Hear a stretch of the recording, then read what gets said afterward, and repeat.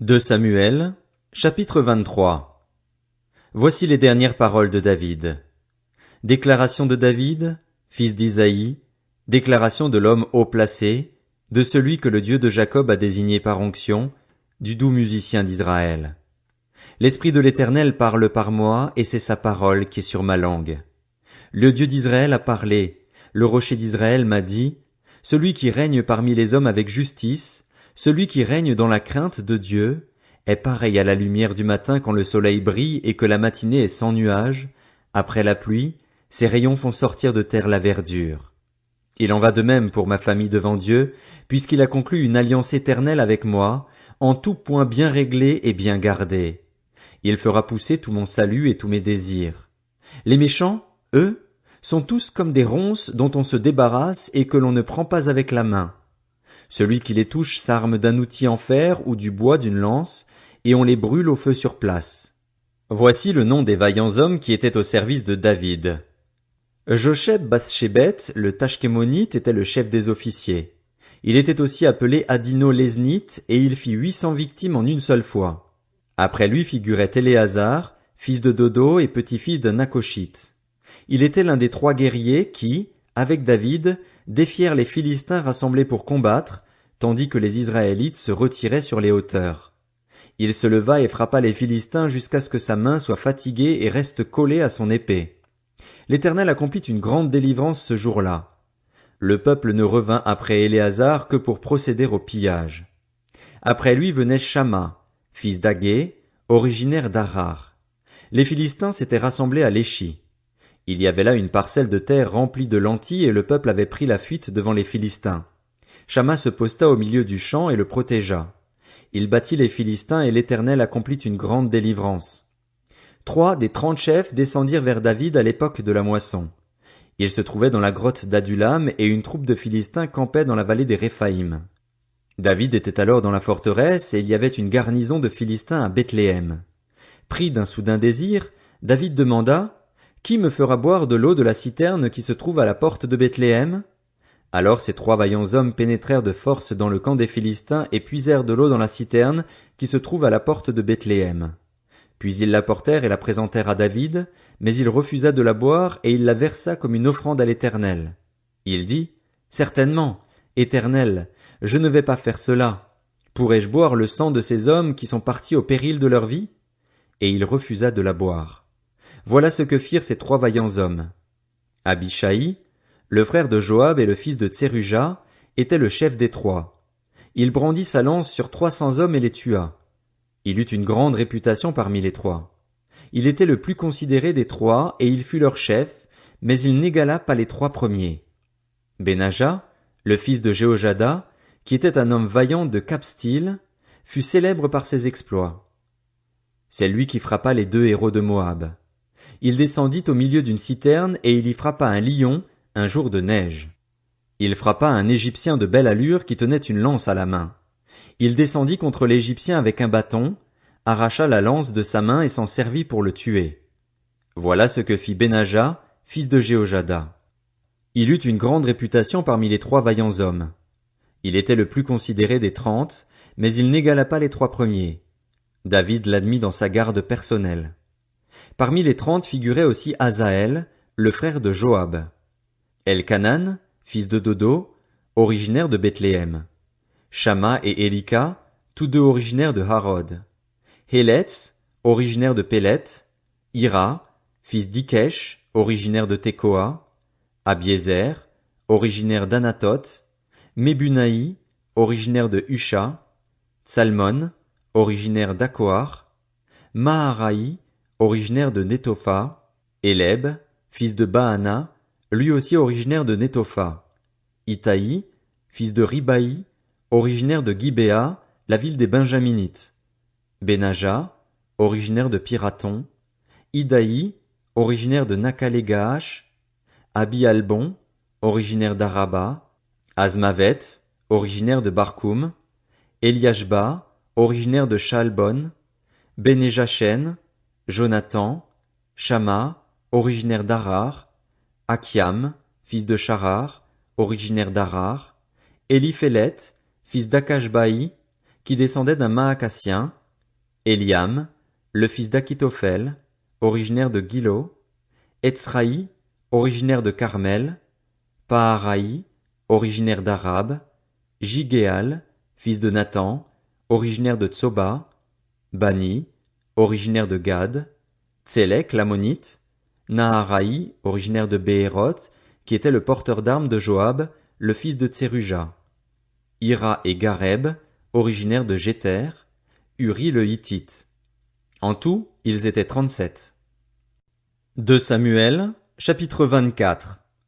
La colère de l'Éternel s'enflamma de nouveau contre Israël, et il excita David contre eux en disant, « Vas-y, fais le dénombrement d'Israël et de Juda. » Le roi dit à Joab, qui était le chef de l'armée et qui se trouvait près de lui, « Parcours toutes les tribus d'Israël, depuis Dan jusqu'à Beër-Shéba, qu'on fasse le dénombrement du peuple et que je sache ainsi combien il compte d'individus. » Joab dit au roi, « Que l'Éternel, ton Dieu, rende le peuple 100 fois plus nombreux et que mon seigneur le roi puisse le voir de ses yeux. » Mais pourquoi mon seigneur le roi veut-il faire cela?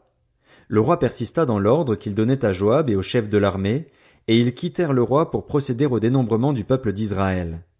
Ils passèrent le Jourdain et installèrent leur camp à Aroër, à droite de la ville qui se trouve au milieu de la vallée de Gad, et près de Jaézer. Ils se rendirent en Galaad et dans la région de Tartim-Otchi. Ils se rendirent à Dan-Jaan et dans les environs de Sidon. Ils se rendirent à la forteresse de Tyr et dans toutes les villes des Héviens et des Cananéens. Ils terminèrent par le sud de Juda, à Beër-Shéba. Ils parcoururent ainsi tout le pays et ils revinrent à Jérusalem au bout de 9 mois et 20 jours. Joab remit au roi le résultat du dénombrement du peuple. Il y avait en Israël 800 000 hommes vaillants aptes au combat et 500 000 en Juda. David sentit son cœur battre lorsqu'il eut ainsi fait le dénombrement du peuple, et il dit à l'Éternel, « J'ai commis un grand péché en agissant de cette manière. Maintenant, Éternel, veuille pardonner la faute de ton serviteur, car je me suis vraiment comporté de façon stupide. » Le lendemain, quand David se leva, la parole de l'Éternel avait ainsi été adressée au prophète Gad, qui était le voyant de David. « Va annoncer à David, voici ce que dit l'Éternel, je t'impose 3 fléaux. Choisis-en un, et c'est de lui que je te frapperai. » Gad alla trouver David et l'informa en disant, « Veux-tu cette année de famine dans ton pays, 3 mois de fuite devant tes ennemis lancés à ta poursuite, ou bien 3 jours de peste dans ton pays? Fais maintenant ton choix et vois ce que je dois répondre à celui qui m'envoie. » David répondit à Gad, « Je suis dans une grande angoisse. Il vaut mieux tomber entre les mains de l'Éternel, car ses compassions sont grandes. Je préfère ne pas tomber entre les mains des hommes. » L'Éternel envoya la peste en Israël, depuis ce matin-là jusqu'au moment fixé.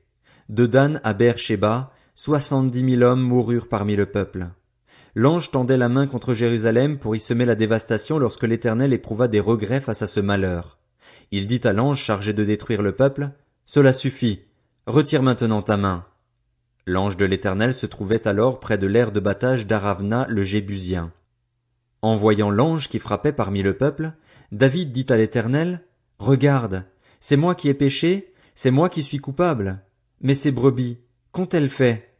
Porte donc la main contre moi et contre ma famille. » Ce jour-là, Gad vint trouver David et lui dit, « Monte à l'aire de battage d'Aravna le Jébusien et érige-y un autel en l'honneur de l'Éternel. » David monta donc à l'aire, suivant la parole de Gad, conformément à ce que l'Éternel avait ordonné.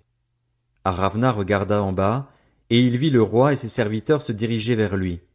Il sortit alors de l'aire et se prosterna devant le roi, le visage contre terre. Aravna demanda, « Pourquoi mon seigneur le roi vient-il me trouver, moi son serviteur ?» David répondit, « C'est pour t'acheter ton aire de battage afin d'y construire un autel en l'honneur de l'Éternel. Ainsi, le fléau qui frappe le peuple pourra être arrêté. » Aravna dit à David, « Que mon seigneur le roi prenne l'aire et qu'il y offre les sacrifices qu'il lui plaira. Vois, tu peux prendre les bœufs pour l'holocauste et les chars avec l'attelage pour te servir de bois. Je te donne le tout, roi. » Puis Aravna dit au roi, « Que l'Éternel, ton Dieu, t'accorde sa faveur. » Mais le roi dit à Aravna, « Non, je veux t'acheter cela à son juste prix. Je n'offrirai pas à l'Éternel, mon Dieu, des holocaustes qui ne me coûtent rien. » Et David acheta l'aire de battage et les bœufs pour 50 pièces d'argent. Il construisit là un autel en l'honneur de l'Éternel, et il y offrit des holocaustes et des sacrifices de communion. Alors l'Éternel se laissa fléchir en faveur du pays, et le fléau qui frappait Israël s'arrêta. Un roi, chapitre 1. Le roi David était vieux. Il était d'un âge avancé. On le couvrait d'habits, mais il ne parvenait pas à se réchauffer. Ses serviteurs lui dirent, que l'on cherche une jeune fille vierge pour toi, mon seigneur le roi. Qu'elle soit au service du roi, qu'elle le soigne et couche à ses côtés. Ainsi, mon seigneur le roi se réchauffera. On chercha dans tout le territoire d'Israël une fille jeune et belle, et l'on trouva Abishag, la Sunamite. On la conduisit auprès du roi. Cette jeune fille était très belle. Elle soigna le roi et le servit, mais le roi n'eut pas de relation sexuelle avec elle. Adonijah, le fils de Haggith, se laissa emporter par l'orgueil au point de dire « C'est moi qui serai roi ». Il se procura un char et des cavaliers, ainsi que 50 hommes qui couraient devant lui. Son père ne lui avait pas adressé un reproche de sa vie en lui disant « Pourquoi agis-tu de cette manière ?» De plus, Adonijah était très beau et il était né après Absalom. Il eut un entretien avec Joab, le fils de Tseruja, ainsi qu'avec le prêtre Abiatar, et ils embrassèrent son parti. En revanche, ni le prêtre Tsadok, ni Benaja, le fils de Jéhojada, ni le prophète Nathan, ni Shimei, ni Réi, ni les vaillants hommes de David ne se rallièrent à lui. Adonijah sacrifia des brebis, des bœufs et des veaux gras près de la pierre de Zoélet, qui se trouve à côté d'Enrogel, et il invita tous ses frères, les fils du roi, ainsi que tous les hommes de Juda qui étaient au service du roi. Toutefois, il n'invita pas le prophète Nathan, ni Benaja, ni les vaillants hommes de David, ni son frère Salomon. Alors Nathan dit à Bathsheba, la mère de Salomon, « N'as-tu pas appris qu'Adonijah, le fils de Haggith, est devenu roi sans que notre seigneur David le sache? Va maintenant, je vais te donner un conseil, afin que tu sauves ta vie et celle de ton fils Salomon. Va, entre chez le roi David et dis-lui, « Mon seigneur le roi, ne m'avais-tu pas juré, à moi ta servante, que ce serait mon fils Salomon qui régnerait après toi, et que ce serait lui qui s'assiérait sur ton trône? Pourquoi donc Adonijah est-il devenu roi? Tu seras encore là, en train de parler avec le roi, quand j'entrerai moi-même après toi, et je compléterai tes paroles. » Bathsheba alla trouver le roi dans sa chambre. Il était très vieux et Abishag, la Sunamite, le servait. Bathsheba s'inclina et se prosterna devant le roi, qui lui dit « Qu'as-tu » Elle lui répondit « Mon seigneur, tu avais juré à ta servante par l'Éternel, ton Dieu, que ce serait mon fils Salomon qui régnerait après toi et que ce serait lui qui s'assiérait sur ton trône. Et maintenant, voici que c'est Adonijah qui est devenu roi et tu ne le sais pas, mon seigneur le roi. Il a sacrifié des bœufs, des veaux gras et des brebis en grande quantité, et il a invité tous les fils du roi ainsi que le prêtre Abiatar et Joab, le chef de l'armée, mais il n'a pas invité ton serviteur Salomon. Mon seigneur le roi, tout Israël a les yeux fixés sur toi pour que tu lui annonces qui s'assiera sur ton trône après toi. Sinon, lorsque mon seigneur le roi sera couché avec ses ancêtres, mon fils Salomon et moi serons traités comme des coupables. » Elle parlait encore avec le roi quand le prophète Nathan arriva. On annonça au roi, « Voici Nathan le prophète !» Il entra dans la présence du roi et se prosterna devant lui, le visage contre terre. Puis Nathan dit, « Mon seigneur le roi, c'est donc toi qui as dit qu'Adonijah régnerait après toi et que ce serait lui qui s'assiérait sur ton trône. En effet, il est descendu aujourd'hui sacrifier des bœufs, des veaux gras et des brebis en grande quantité, et il a invité tous les fils du roi ainsi que les chefs de l'armée et le prêtre Abiatar. Les voici en train de manger et de boire en sa présence, et ils disent « Vive le roi Adonijah !» Mais il n'a invité ni moi, qui suis ton serviteur, ni le prêtre Tsadok, ni Benaja, le fils de Jéhojada, ni ton serviteur Salomon. Est-ce bien sur ton ordre, mon seigneur le roi, que cela se passe ainsi, sans que tu aies annoncé à ton serviteur qui doit s'asseoir sur ton trône après toi? Le roi David répondit, « Appelez-moi Bathsheba. » Elle entra et se présenta devant le roi. Le roi prêta alors ce serment. « L'Éternel qui m'a délivré de toutes les détresses est vivant. Je vais agir aujourd'hui conformément à ce que je t'ai juré par l'Éternel, le Dieu d'Israël, lorsque j'ai dit, « C'est ton fils Salomon qui régnera après moi. C'est lui qui s'assiera sur mon trône à ma place. » Bathsheba s'inclina le visage contre terre et se prosterna devant le roi. Puis elle dit, « Que mon seigneur le roi David vive éternellement. » Le roi David dit ensuite, « Appelez-moi le prêtre Tsadok, le prophète Nathan et Benaja, le fils de Jéhojada. Et ils entrèrent dans la présence du roi. Le roi leur dit, prenez avec vous les serviteurs de votre seigneur, faites monter mon fils Salomon sur ma mule et faites-le descendre à Guillon. Là, le prêtre Tsadok et le prophète Nathan le consacreront par onction comme roi sur Israël. Vous sonnerez de la trompette et vous direz, vive le roi Salomon! Vous remonterez en marchant derrière lui. Il viendra s'asseoir sur mon trône et il régnera à ma place. C'est lui que j'ai chargé d'être le chef d'Israël et de Juda. Benaja, le fils de Jéhojada, répondit au roi. Amen. Que l'Éternel, le Dieu de mon seigneur le roi, parle ainsi. Que l'Éternel soit avec Salomon comme il a été avec mon seigneur le roi, et qu'il rende son trône plus grand encore que celui de mon seigneur le roi David. Alors le prêtre Tsadok descendit avec le prophète Nathan ainsi qu'avec Benaja, le fils de Jéhojada, les Kérétiens et les Pélétiens. Ils firent monter Salomon sur la mule du roi David et le conduisirent à Guillon. Le prêtre Tsadok prit la corne d'huile dans le tabernacle et il consacra Salomon par onction. On sonna de la trompette et tout le peuple dit, vive le roi Salomon! Tout le peuple monta après lui, en jouant de la flûte.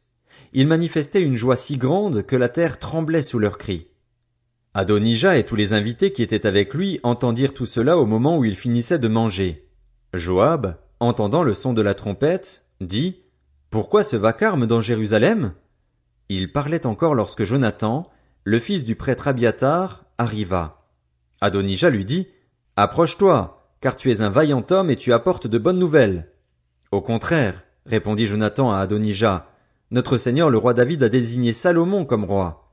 Il a envoyé avec lui le prêtre Tsadok, le prophète Nathan ainsi que Benaja, le fils de Jéhojada, les Kérétiens et les Pélétiens, et ils l'ont fait monter sur la mule du roi. Le prêtre Tsadok et le prophète Nathan l'ont consacré par onction comme roi à Guillon. Puis ils sont remontés de là-bas en manifestant leur joie et Jérusalem en est tout agité. C'est ce bruit que vous avez entendu. Salomon s'est même assis sur le trône royal, et les serviteurs du roi sont venus bénir notre seigneur le roi David en disant, que Dieu rende le nom de Salomon plus célèbre que le tien, et qu'il rende son trône plus grand que le tien. Alors le roi s'est prosterné sur son lit avant de déclarer, béni soit l'Éternel, le Dieu d'Israël, qui m'a donné aujourd'hui un successeur et qui m'a permis de le voir. Tous les invités d'Adonija furent terrifiés. Ils se levèrent et partirent, chacun de son côté. Adonija eut peur de Salomon. Il se leva aussi et partit s'accrocher aux cornes de l'autel. On vint dire à Salomon, voici qu'Adonija a peur de toi. Il tient les cornes de l'autel en disant, que le roi Salomon me jure aujourd'hui qu'il ne me fera pas mourir, moi son serviteur, par l'épée. Salomon dit, s'il se comporte en homme de valeur, pas un de ses cheveux ne tombera par terre.